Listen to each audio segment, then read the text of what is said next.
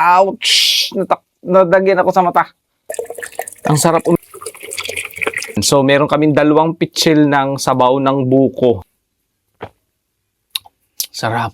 Para lang maghihiwa ng sibuyas. Kalaking sibuyas ng panggamit. Panghiwa ng sibuyas.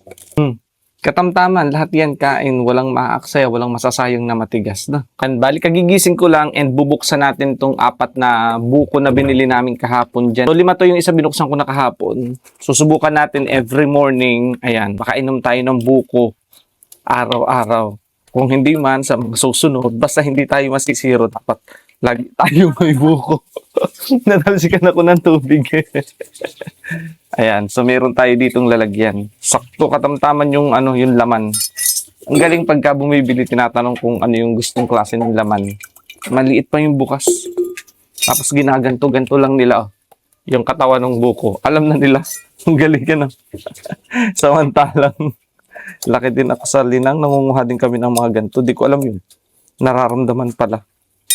Pwede palang maramdaman yung buko kung katamtaman or matigas or sakto yung malambot yung laman ng pagkabuko. Yan. Grabe, ang sarap guys. Ang sarap uminom nito sa umagang-umaga. Dami yung isang ganito isang pitsil na.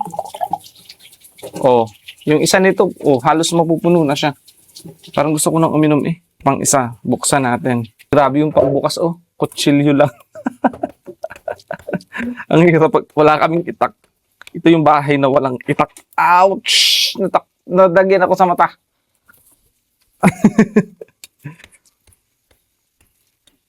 Yun. Ayan, so lalagyan natin to, pupunuin natin to para tatabi natin sa rep. Ang sarap inumin nito ng malamig. Then, dito na yung iba. Diba? Yun, sayang. Sayang.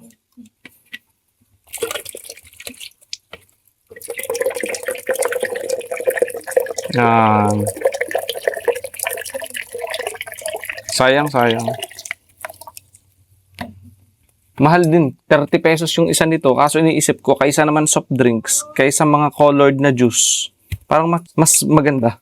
Buko na lang. 30 pesos din yung isa nito Tapos, bukod sa mapapakinabangan mo yung sabaw, makakain mo pa yung laman. Di ba busog ka na din?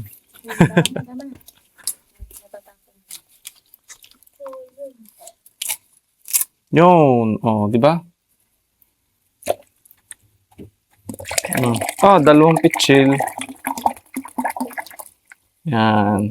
Hindi na puno. Kakunti lang naman ng isa, siguro maliit lang yan. Yan. So, meron kaming dalawang pitsil ng sabaw ng buko. Ito yung inumin namin ngayong umaga. Masarap uminom tuwing umaga. So, ang sarap uminom ng inumin ko na dito. Kami lang naman ang iinom. Sarap. Grabe. So, bubuksan naman natin yung mga laman. Ate, Oops.